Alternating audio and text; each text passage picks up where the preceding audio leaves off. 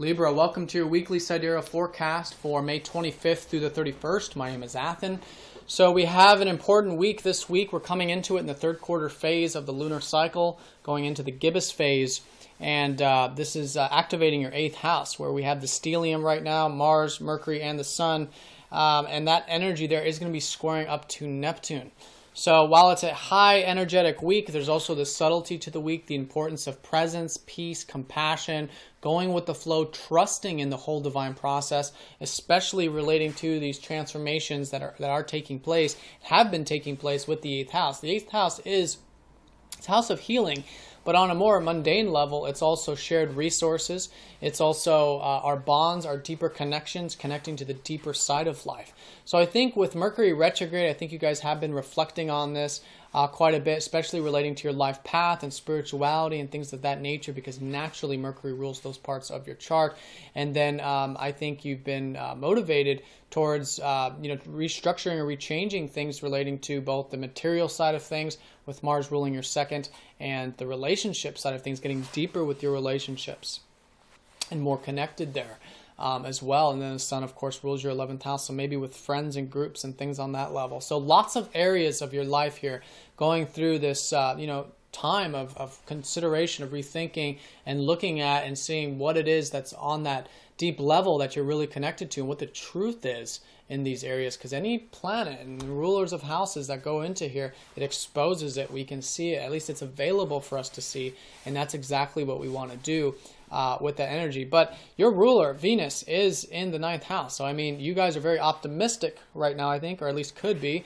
There's a lot of enjoyment to be had involving the expansive side of life, such as travel, philosophy, spirituality, things of that nature. She naturally rules your 8th house too. So, I mean, all of this stuff that's transforming, it's it's very expansive and it's opening you up. So that's very supportive this week. But the importance is that with this this shifting that's taking place, that you bring in this Neptune energy of trust and flow and compassion into this area, especially relating to your self-expression, which has been this ongoing theme of Neptune in the fifth, where it's been important for you guys to learn to, again, with the things you say and create, just to know that everything is in divine order, in divine timing and flowing, and to come from the heart and compassion and the crown chakra, spirituality, into what you're creating and expressing. So very supportive there when you do that. When you bring in this Neptune energy, it can be very supportive towards these things maybe you are involved with the deeper side of life, or shared resources or bonds that you are creating there. Now, Monday and Tuesday, your ruler, this early part of the week, Venus, will be squaring up to Uranus. Okay, so it's very important here that I think you guys might be feeling like there's some changes or some sudden things that may need to be taken care of in the routine or day-to-day activities. With all this, it's been a strong emphasis here of your 6th house, especially in March. But there's a newfound freedom here with the daily activities and things, I feel like, for most of you. So there's this square now into, coming from Venus, your ruler. So it's very important that if there are any changes, especially involving either those daily activities or maybe even the expansive side of life, or just anything you're involved with your goals right now and your ambitions, make those changes, but do it constructively, nice and slow, because the Uranus squaring can feel very sudden. But if we stay patient and if we work constructively with that energy, then we'll find that very constructive. So very, very nice for all these 9th house activities when freeing it up, and doing it because it's slow and steady, but it's also freeing you up and freeing up those parts of your life. Now, Tuesday and Wednesday, that Mercury is going to go over Mars, so I think here is going to be a lot about learning about the financial or material side of things and the relationship side of things in the early part of the week, because Mars rules your 2nd and your 7th house. So Tuesday and Wednesday, be willing to, again, see those, reflect on those, rework, and just all in all, the Mercury retrograde is just reflecting on those parts of your life. So do that, and you'll find that very, very flowing as well, because that's exactly what we want to do during a Mercury retrograde, is learn more about those particular areas of your life. And in this sense, how they are meaningful, how they are deeper, and what they're truly about, what's really going on.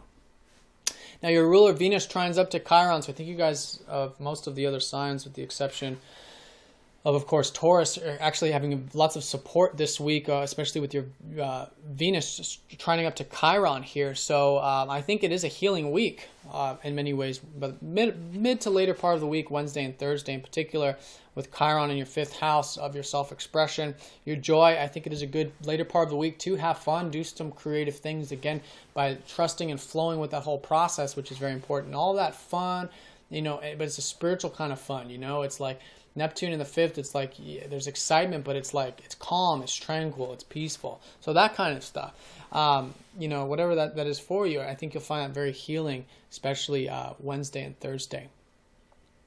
Now, Wednesday through Saturday, the whole second half of this week, you've got Mercury squaring up to that Neptune. So especially relating to how we're thinking and communicating, it's very important that, again, we have that presence, compassion, and trust in the whole process. I really can't emphasize that enough, but that's especially the case the second half of the week involving the areas of your mind. This is where, we're not even, it's like we don't want to try to overanalyze it, because Mercury is a very practical planet and tries to figure everything out. But Neptune is saying, look, there's intuition, there's feelings here, there's a deeper understanding, in the sense that we have to kind of turn off and turn down the mental noise and mental side of things in order to see what exactly is transpiring and flowing here, specifically relating to these two areas of your life, but many areas of your life. Now, over the weekend, the Sun will be conjuncting up to Mercury. So this is all about that groups and friends and things maybe relating to the satisfaction you get from your work. So I think there is a lot to be learned about those matters, again, on the deep level. I think your work and things like that have been, or things relating to those areas, your contributions and things larger than self, have been, you think you've been seeing that very deeply and profoundly right now. So continue to reflect on that. I think, again, willing to spend some time with some friends or groups or community-related things, I think you'll find that very supportive. I think you'll learn a lot in that process. And I say supportive because, mostly because that conjunction is going to be trining up to the North Node all weekend. So this whole year has been about the North Node in your 12th house of spirituality, connecting to the tranquil side of life and connecting to spirit. Whether you've been feeling this or not, because the North Node isn't a personal planet, but it's certainly been the opening and gateway. If you look and see, you'll see those openings in your life. So that's a great weekend for rest and relaxation, tranquil time, alone time, meditative time. You'll find that very supportive towards a lot of these transformations and changes that are taking place in this 8th house of yours. So all in all, Libra, lots of this 8th house activity, the deeper side of life, shared resources, bonds, connecting deeper with relationships, learning about this, reworking it, and learning to go with the flow in this area is the highlight for you all this week. So if you guys have any questions, please let me know. If you're new to this form of astrology, do check out masteringthezodiac.com, or if you'd like a personal session, and I will see you all next time. Take care.